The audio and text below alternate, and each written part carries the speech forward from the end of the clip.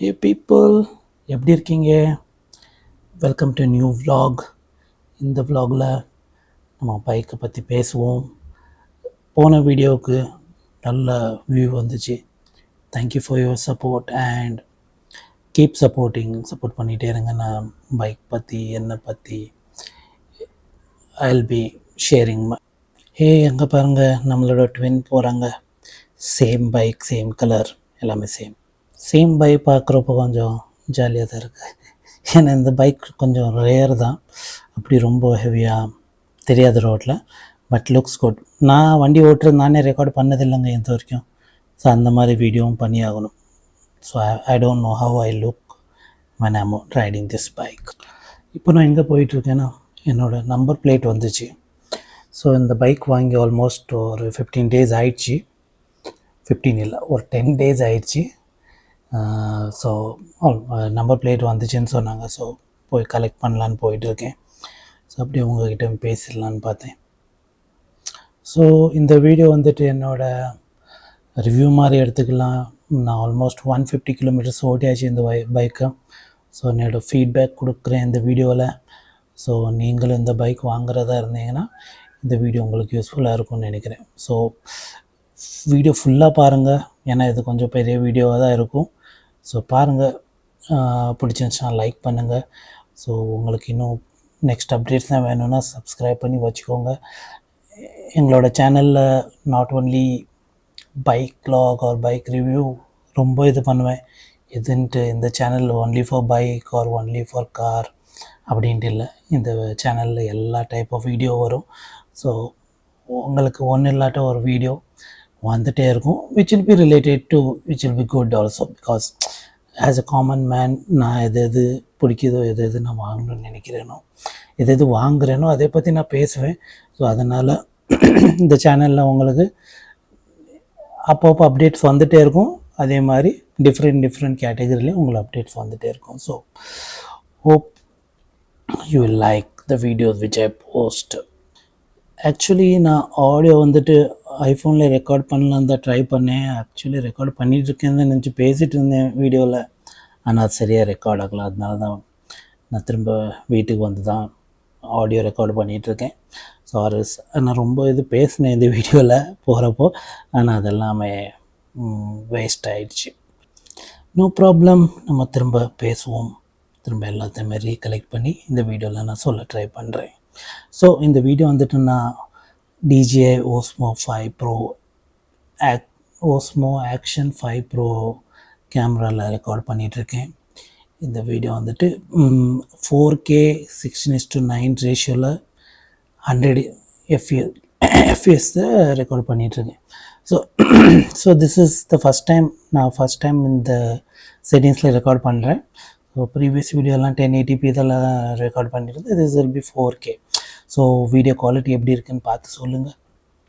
நான் பார்க்குறப்போ ரொம்பவே ஸ்மூத்தாக இருக்குது, ரொம்ப நல்லா இருக்குது. ஆனால் இது வந்துட்டு நல்லா பேட்ரி ட்ரெயின் பண்ணுது. ஸோ அது நம்ம கேர்ஃபுல்லாக பார்த்துக்கிடுங்க. ஷார்ட் ரைட்ஸ்க்கெல்லாம் இது யூஸ் பண்ணலாம், இல்லாட்டா லாங் ரைட்ஸ்க்கெல்லாம் 1080p will be the better one. So that எனக்கு பேட்ரி பேக்கப் நல்லா கொடுக்கும்.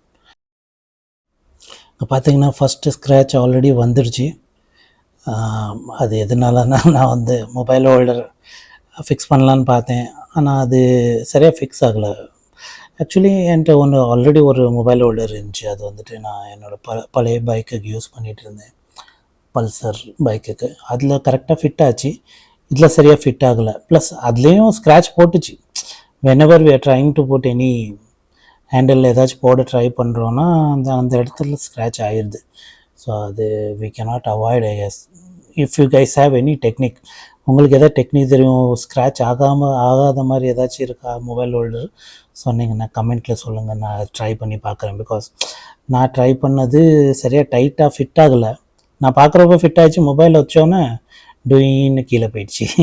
ஸோ அதனால் திரும்ப அதை எடுத்துட்டேன். ஆனால் அந்த இடத்துல எல்லாம் ஸ்க்ராட்ச் வந்துடுச்சு ஹேண்டலில். ஸோ நான் வந்துட்டு ஷோரூமில் செக் பண்ணி பார்க்குறேன், அவங்க ஃபிட் பண்ணி கொடுக்குறாங்களான்ட்டு. அவங்க ஃபிட் பண்ணி கொடுத்தாங்கன்னா கரெக்டாக இருக்கும். ஆனால் மோஸ்ட்லி அவங்க சொல்கிறாங்க, இப்போ ட்ரை பண்ணோன்னா அவங்க எந்த சார்ஜஸ் எல்லாம் எடுப்பாங்கன்னா ஃபிட்டிங் சார்ஜ் அந்த சார்ஜுன்னு வாங்குவாங்க. ஸோ அதனால் மேபி ஃபஸ்ட் சர்வீஸிங் கொடுக்குறப்போ சொல்லுங்கள், அப்போ ஃப்ரீயாக பண்ணி கொடுப்பாங்க. இப்போ வேண்டாம்னு சொல்லினாங்க. ஸோ மேபி நான் ஃபஸ்ட் சர்வீஸிங் கொடுக்குறப்போ ஷோரூம்லேயே பண்ணுறேன். எனக்கு வெளியில் கொடுக்குறதுக்கு வெளியில் ஃபிக்ஸ் பண்ணுவாங்க. ஆனால் சின்ன வேலையை பண்ணுறதுக்கு ஃபர்ஸ்ட் ஆஃப் ஆல் ஷோரூம்காரங்களே பண்ண மாட்டாங்கன்னா வெளியில் உள்ளவங்க இந்த மாதிரி சின்ன சின்ன வேலை பண்ணவே மாட்டாங்க. ஸோ நானே இதை ட்ரை பண்ணலான்னு பண்ணதுக்கு தான் இப்படி ஸ்க்ராட்ச் ஆகிடுச்சு. ஸோ ஆனால் நான் என் பழைய பைக்லலாம் ஈஸியாக ஃபிட் பண்ணிட்டேன். இந்த இந்த இந்த பார் வந்துட்டு ஒரு மாதிரியா size it's neither small neither big. So அதனால அந்த அந்த ஃபிட் ஆகலைன்னு நினைக்கிறேன். ஆனால் ட்ரை பண்ணி பார்ப்போம். புதுசாக மொபைல் ஹோல்டர் வாங்குறதுக்கு முன்னாடி ஐ ட்ரை இட். இஃப் அது ஃபிட் ஆகிடுச்சு, அவங்களால ஃபிட் பண்ண முடிஞ்சிச்சுன்னா ஓகே, இல்லாட்டா இன்னொன்று இதுக்கு ஃபிட் ஆகுற மாதிரி இன்னொரு மொபைல் ஹோல்டர் வாங்கணும். ஏன்னா நான் ரீசெண்டாக ஒரு இடத்துக்கு போகலான்னு பிளான் பண்ணி I don't know the route சரியா. ஸோ நான் ரொம்ப கஷ்டப்பட்டேன். மொபைல் ஹோல்டர் இல்லாமல் மேப் இல்லாமல் ரொம்ப கஷ்டப்பட்டேன். ஏன்னா ஒரு மெயின் ரோட்லனா பார்த்து செக் பண்ணி போயிடலாம். ஆனால் இந்த சின்ன சின்ன சந்திலெலாம் போகிறப்போ ரொம்ப கஷ்டமாக இருந்துச்சு. ஸோ மொபைல் வந்துட்டு நான் என்னோடய கால் நடுக்கில் வச்சுட்டு போகிற மாதிரி. ஆனால் இது ஸ்டீல் ஐஃபோன் வந்துட்டு கொஞ்சம் ஸ்டிக் ஆயிரும். ஆனால் அப்படி ஸ்ட்ராங் ஹோல்டு இருக்காது. அதனால் எப்படியோ அன்றைக்கி கஷ்டப்பட்டு போனேன். So I felt I need that mobile holder because மேப்ஸ்க்கெல்லாம் வேண்டியது இருக்கும் எனக்கு. ஸோ அது எப்படியாச்சும் நான் ஃபிக்ஸ் பண்ணணும். அது பண்ணதுக்கப்புறம் தான் என்ன ரைட்னாலும் நம்மளால் போக முடியும். அது வரைக்கும் தெரிஞ்ச ரூட்டில் அங்கே இங்கே போய் தான் கொஞ்சம் ஓட்டணும். ஆனால் ஏன்னா ஃபஸ்ட் சர்வீஸிங் பண்ணுறதுக்கு முன்னாடியே கொஞ்சம் நல்லா வண்டி ஓட்டி ஆகணும். அப்போ தான் அந்த ரன்னிங் பீரியடுன்னு சொல்லுவாங்க. தேர் டெல்லிங் அட்லீஸ்ட் 1000 கிலோமீட்டர்ஸ். நம்ம இப்போ ஆல்ரெடி 150 ஆகிடுச்சு. ஒரு 10 டேஸில் இன்னும் 1 மந்த் இருக்குது நம்மளுக்கு. ஒரு 500 நான் மினிமமாக ஓட்டணுன்ட்டு டார்கெட் வச்சுருக்கேன். ஸோ அப்போ எங்கே போனாலும் பைக் எடுத்துகிட்டு போகலான்ட்டு பிளான் பண்ணுறேன். அப்படி பண்ணியாச்சு. ஓரளவுக்கு ரன்னிங் ஆச்சுன்னா ஸோ ஏதாச்சும் ப்ராப்ளம் இருந்துச்சுனாலும் நமக்கு ஐடென்டிஃபை பண்ண முடியும். ப்ளஸ் அவங்க எல்லாமே சேஞ்ச் பண்ணுவாங்க, ஆயில் அது இதுன்ட்டு எல்லாமே சேஞ்ச் பண்ணுவாங்க ஃபஸ்ட் சர்வீஸிங் ஆகிறதுக்கப்புறம். So better we ride it nicely. அப்போ தான் நம்மளுக்கு கரெக்டாக இருக்கும். அந்த ரன்னிங் பீரியட் க்ளோஸ் ஆனதுக்கப்புறம் தான் நம்மளுக்கு ஒரு நல்ல மைலேஜும் கொடுக்கும். அதே மாதிரி எல்லாமே பார்ட்ஸுமே ஒரு லெவலுக்கு வந்துடும். So running period is very important. So whenever we buy, எப்போ புது பைக் வாங்குகிறோன்னா இது ஒரு கேர்ஃபுல்லாக நம்ம பார்த்துக்கணும் running period. So we have to ride it smoothly plus but we have to ride. So சும்மா பைக்கை வீட்டில் வச்சுருக்கக்கூடாது, ஓட்டணும். ஓட்டினா தான் பைக்கோட ஹெல்த் நல்லாயிருக்கும். அதே மாதிரி இந்த பாயிண்ட் ஆஃப் வியூ எப்படி இருக்குதுன்னு சொல்லுங்கள் ஃப்ரெண்ட்ஸ். ஏன்னா ப்ரீவியஸ் வீடியோவில் கொஞ்சம் நான் வெறும் ஹேண்டில் மட்டும் தெரிகிற மாதிரி பண்ணியிருந்தேன். இதில் கொஞ்சம் நான் உள்ளே இறக்கியிருக்கேன். கொஞ்சம் பாடி ஆஃப் த டேங்க் லைட்டாக தான் தெரியும், அதுவும் ஃபுல்லாக தெரியாது.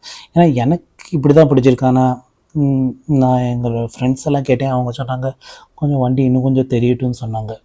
ஸோ நான் பார்க்குறப்ப எனக்கு இப்படி பார்த்தா தான் எனக்கு பிடிக்கும். அது நான் வேறு வீடியோ பார்க்குறப்போ எனக்கு இப்படி இருந்தால் தான் எனக்கு பிடிக்கும். ஏன்னா ஒரு பாயிண்ட் ஆஃப் வியூ கிடைக்குது நம்மளுக்கு, நம்மளே வண்டி ஓட்டிகிட்டு போகிற மாதிரி அந்த ஃபீல் கிடைக்கும்.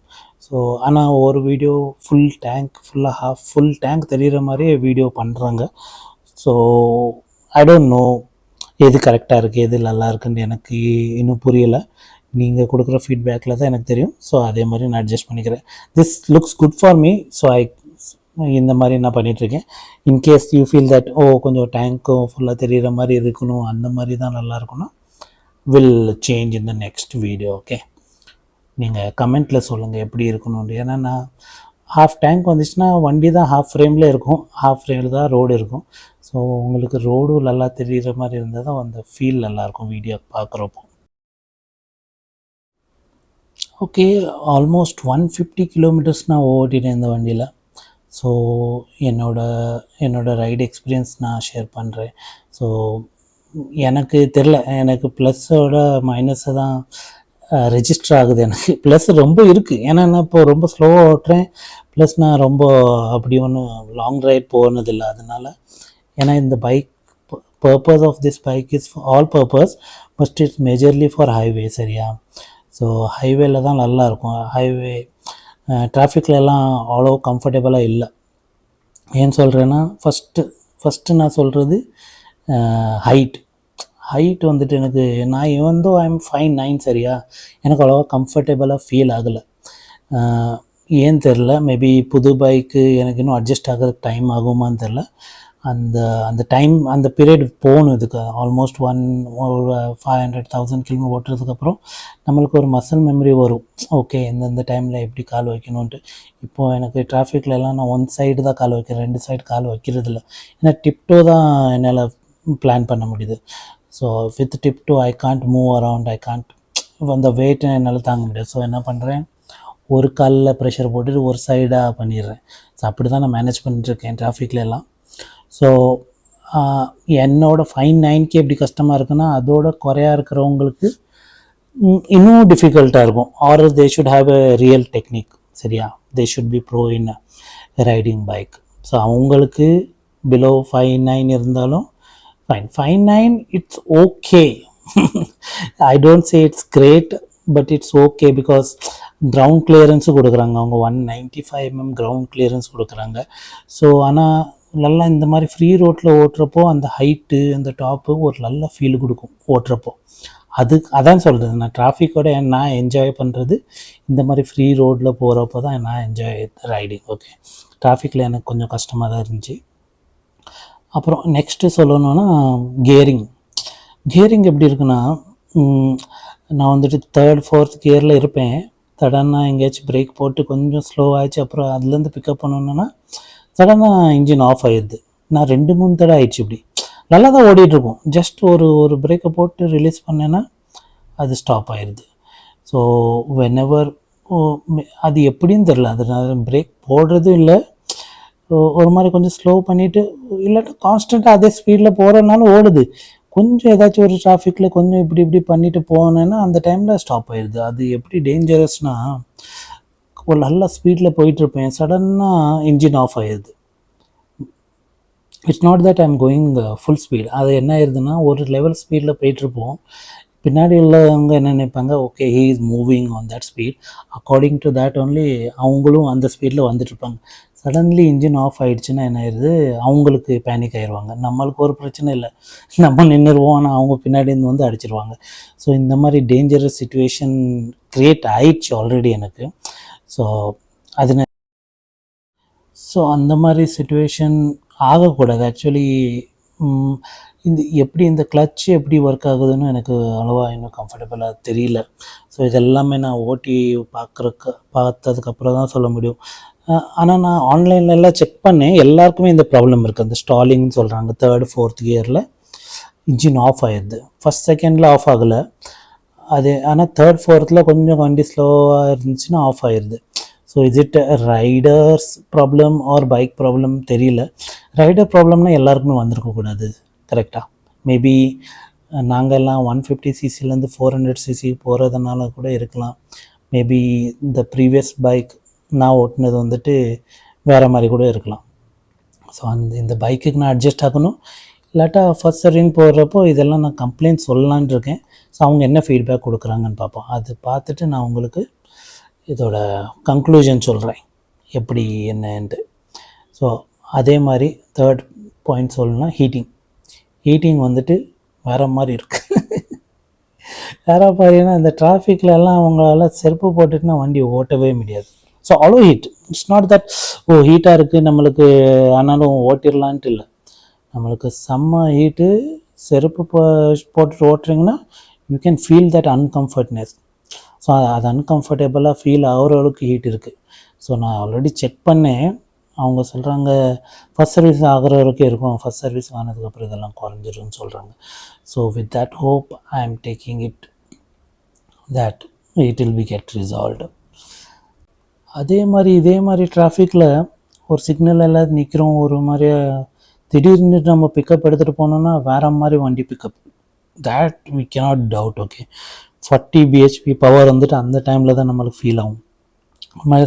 சிக்னல்லேருந்து நம்ம பிக்கப் எடுத்துகிட்டு போகணும், இல்லாட்டா ஒரு இடத்துல வண்டி நின்றுட்டு அங்கேருந்து நான் பிக்கப் எடுத்துகிட்டு போனோன்னா சர்ன்னு போகலாம். அதே மாதிரி ஓவர்டேக் பண்ணுறப்பெல்லாம் very easy because I came from 150cc. சரியா, ஸோ 150cc அந்த பைக்கும் நல்ல பைக்கு தான், அது ஓட்டுறவங்க மேலே தான் டிபெண்ட் 50%, பட் 50% வண்டி மேலேயும் இருக்குது. ஸோ நாங்கள் அதில் சரியாக நல்ல ரைடர் இல்லாட்டாலும் அட்லீஸ்ட் பைக் கேன் காம்பன்சேட்.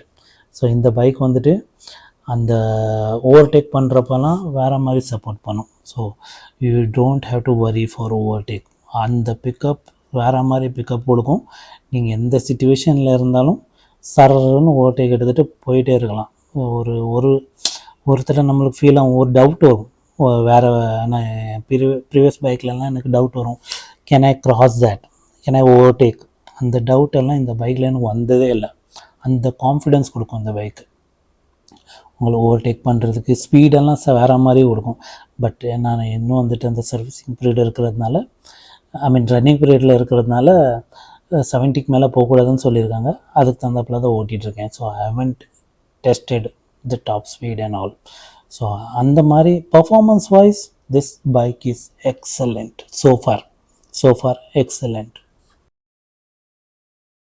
அதே மாதிரி சைட் மிரர்ஸ் எல்லாம் சூப்பராக இருக்குது. ஸோ இட் கிவ்ஸ் நல்லா வியூ இருக்குது சைட் மிரரில். நம்ம அவ்வளோவா பிளாக் பண்ண மாட்டோம். ப்ளஸ் ஐ கேன் சி என்னென்ன வண்டி வருதுன்னு பார்த்து கரெக்டாக நான் ஜட்ஜ்மெண்ட் எல்லாம் கரெக்டாக இருக்குது. So I don't complain on side mirror as well. So there is. ஆனால் இன்னொரு ப்ராப்ளம் என்னென்னா ஹெட்லைட்டில் ஒரு கன்ஃபியூஷன் இருக்குது. சரியா, நான் சொல்கிறேன் அது எப்படின்ட்டு. ஸோ இப்போ வந்துட்டு நான் ஆக்சுவலி லோ பீமில் ஓட்டிகிட்ருக்கேன். இது வந்து டே லைட் ரன்னிங்கில் ஓடல, டிஆர்எல் ஓடல. இது எனக்கு கன்ஃபியூஷன் இருக்குது. ஆனால் நான் பார்த்ததில் எல்லாருமே டே லைட் ரன்னிங்கில் ஓட்டுறாங்க. அந்த க்ரீன் கலர் ஒன்று வரும்.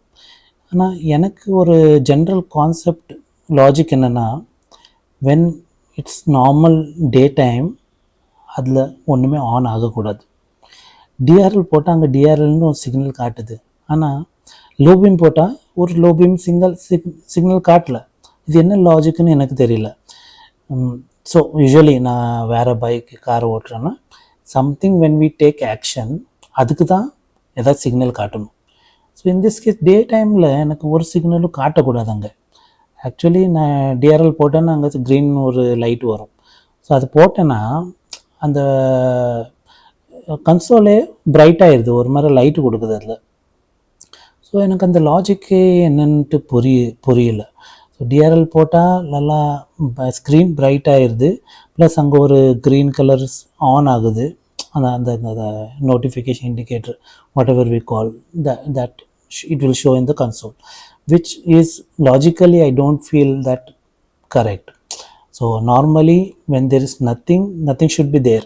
இப்போ நார்மலாக நான் டேயில் ஓட்டுறேன்னா எனக்கு ஒன்றுமே சிக்னல் காட்டக்கூடாது. ஆக்சுவலி நான் டிஆர்எல் தான் டே லைட்டில் போடணும். அது டிஆர்எல் போட்டேன்னா அங்கே காட்டுது. Actually it should be wise வர்ஸா. Headlight on பண்ணால் தான் எனக்கு அங்கே காட்டணும். ஆனால் இதில் உல்ட்டாவாக இருக்குது. ஹெட்லைட் ஹை பீம் பண்ணால் காட்டுது, லோ பீமில் எனக்கு அந்த ஒரு சிக்னலும் காட்ட மாட்டேங்குது. ஸோ நார்மலாக அப்போ நம்ம என்ன நினைப்போம், ஓகே நம்ம ஹெட்லைட்டில் தான் வண்டி ஓட்டணும் கூட நார்மலான்னு நினைப்போம். ஆனால் நான் சர்வீஸ் சென்டரில் கேட்டப்போ அவங்க என்ன சொல்கிறாங்க, நீங்கள் டிஆர்எல்லில் தான் டே டைமில் ஓட்டணும். அது அந்த பிரைட்னஸ் எதுக்கு, அந்த லைட்டு அது எதுக்கு வருது, நான் உங்கள்கிட்ட எக்ஸ்ப்ளனேஷன் எனக்கு கிடைக்கல, அதை பற்றி நான் கேட்கல. ஆனால் இந்த ஸ்க்ரீன் கன்சோல் பிரைட் ஆகுது, அதை பற்றி கேட்டேன். அதுக்கு அவங்க என்ன சொன்னாங்கன்னா, ஸோ டிஆர்எல்லில் வந்துட்டு ஹெட்லைட் பவர் குறையாக இருக்கும், அதனால் இங்கே உங்களுக்கு அதோட ஸ்ட்ரென்த் இதில் தெரியும். ஸோ இது உங்களுக்கு பிரைட்டாக தெரியும். ஸோ வெனெவர் ஹெட்லைட் ஆன் ஆனதான் அங்கே கீழே இருக்க பல்ப் ஆன் ஆகிறதுனால பவர் எல்லாம் அங்கே ட்ரான்ஸ்ஃபர் ஆகிடுது. ஸோ நம்மளுக்கு கன்சோலில் பிரைட்னஸ் குறைஞ்சிருது. But I don't see that logic valid, because எனக்கு நைட்டில் தானே எனக்கு அந்த பேக்லைட் எல்லாம் ஆன் ஆகணும். ஸோ நைட்டில் தானே ஹெட்லைட் ஆன் பண்ணேன்னா பேக்லைட் ஆன் ஆகணும். ஆனால் இது உல்ட்டாவாக இருக்குது. இதை பற்றி இன்னும் ரிசர்ச் பண்ணி ஆகணும். எனக்கு நான் செக் பண்ணணும். யாராச்சும் யூசர் இருந்தீங்கன்னா ப்ளீஸ் கமெண்ட் பண்ணுங்கள். உங்கள் பைக்கில் நீங்கள் இந்த டவுட் உங்களுக்கு வந்துச்சா தலையில்? மேபி ஐ ஆம் த ஃபர்ஸ்ட் பர்சன். ஏன்னா அவங்ககிட்ட கேட்டப்போ இதே மாதிரி யாரும் கேள்வி கேட்கல சார் அப்படின்னு சொன்னாங்க. எனக்கு என்னமோ நான் ரொம்ப கொஞ்சம் இதாக போவேன். It should be correct, logic இருக்கணும். எதுக்குனாலுமே ஒரு லாஜிக் இருந்தால் தான் கரெக்டாக இருக்கும். ஸோ இந்த லாஜிக் எனக்கு புரியல. அவங்க சொன்னது வந்துட்டு பவர் ட்ரான்ஸ்ஃபர் ஆகிரும். ஸோ டிஆர்எல் போடுறப்போ ஸ்க்ரீன் பிரைட்டாக இருக்கிறது எதுக்குன்னா அங்கே பவர் குறையா போகுது, லைட்டுக்கு பவர் போகிறது இல்லை. ஆனால் பல்பு ஆன் ஆயிடுச்சுன்னா அங்கே பவர் ஜாஸ்தி போகிறதுனால இங்கே பிரைட்னஸ் குறையும். But still I don't feel இதில் எதுவும் ராங் இருக்கிற மாதிரி இல்லை. ஆனால் அதில் லாஜிக் எனக்கு புரியல. Maybe some logical be there இல்லையா? இந்த பைக்கெல்லாம் இன்ஜினியரிங் பண்ணுறப்போ அவங்க ஏதாச்சும் ஒரு லாஜிக் வச்சுருப்பாங்க, சும்மா ஒன்றும் அப்படியே வைக்க மாட்டாங்க. அந்த லாஜிக்கை தெரிஞ்சுக்கணும். In case you guys have any logic கமெண்ட்டில் சொல்லுங்கள். நான் இன்னும் மைலேஜ் செக் பண்ணல.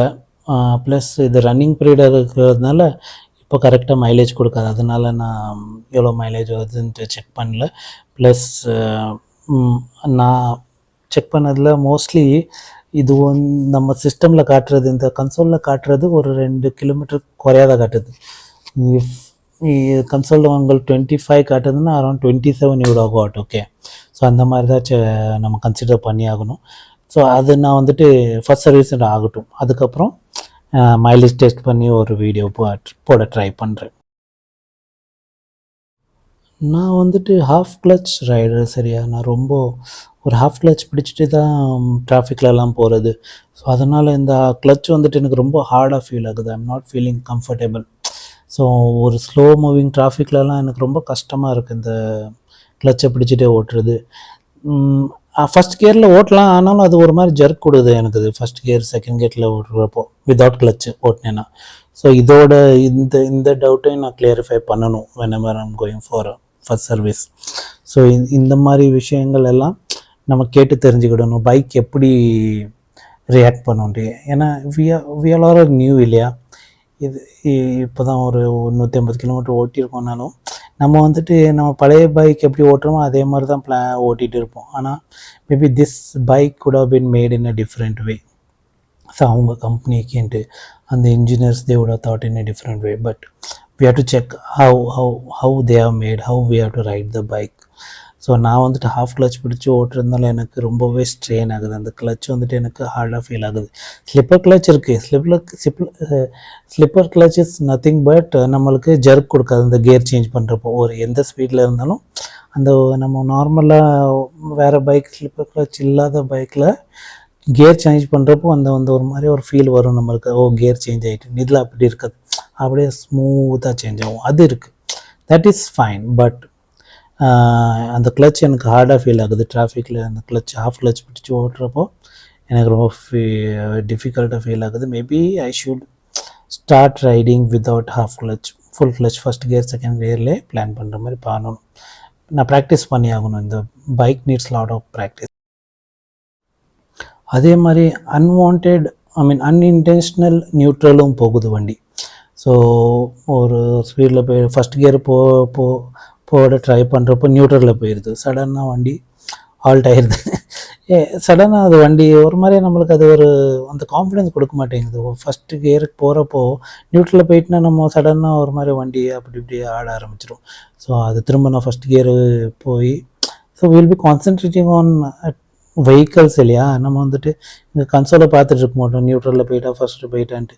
ஸோ இந்த மாதிரி டிராஃபிக் டைமில் எனக்கு கொஞ்சம் டிஃபிகல்ட்டாக இருக்குது. அதனால தான் நான் சொன்னேன் இந்த பைக்கு ஹைவேக்கு தான் சூப்பராக இருக்கும். ஹைவே எல்லாம் நீங்கள் you'll enjoy like any thing. Because நான் வந்துட்டு ஹைவேல கொஞ்சம் ஓட்டினேன்.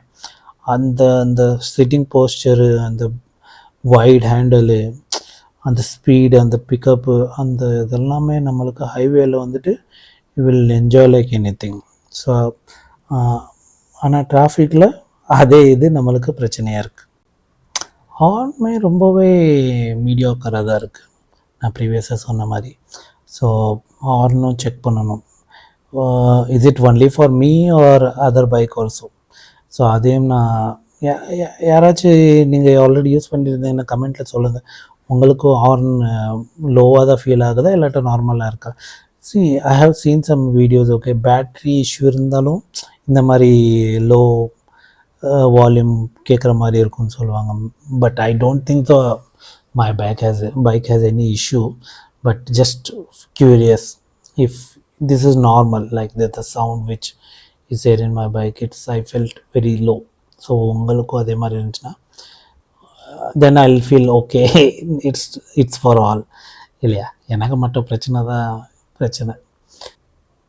அதே மாதிரி ஹேண்டலில் வந்துட்டு அந்த ட்ரையம்ப்னு ஒன்று போட்டிருக்காங்க. ஸோ அது எதுக்கு யூஸ் ஆகும்னு தெரியல, ஆர் இட்ஸ் ஜஸ்ட் ஃபார் பிராண்டாக, அதை நான் செக் பண்ணிவிட்டு சொல்கிறேன். சரியா, எனக்கு ஒரு டவுட் இருக்குது. எனக்கு அப்போ இந்த மாதிரி டவுட் வரும், இது எதுக்கு. நான் சொன்னேன்ல எனக்கு கொஞ்சம் லாஜிக் இருக்கணும் எல்லாத்துக்கும். ஸோ இதில் என்ன லாஜிக்குன்னு தெரில. தெர் வில் பி சம்திங் இல்லையா, are just for show. we'll identify that. Okay, that will be the task for the next video, or கமெண்ட்டில் டிஸ்கஸ் பண்ணலாம் இதை பற்றி. அதே மாதிரி அது வந்து வெல்க்ரோவில் தான் ஸ்டிக் பண்ணியிருக்காங்க. ஸோ இன்கேஸ் நான் எங்கேயாச்சும் பார்க் பண்ணிவிட்டு எங்கேயாச்சும் போயிட்டேன்னா, பப்ளிக் பார்க்கிங்கில் எங்கேயாச்சும் பார்க் பண்ணிட்டு போயிட்டேன்னா, அது யார் வேணால் எடுத்துகிட்டு போகலாம். அதுக்காக நான் அதை எடுத்து வீட்டுக்குள்ளே வச்சுட்டு இருக்கிற முடியாது. வீட்டில் வச்சு என்ன பண்ண போகிறீங்க? It has to be there in by bike ஒன்லினோ.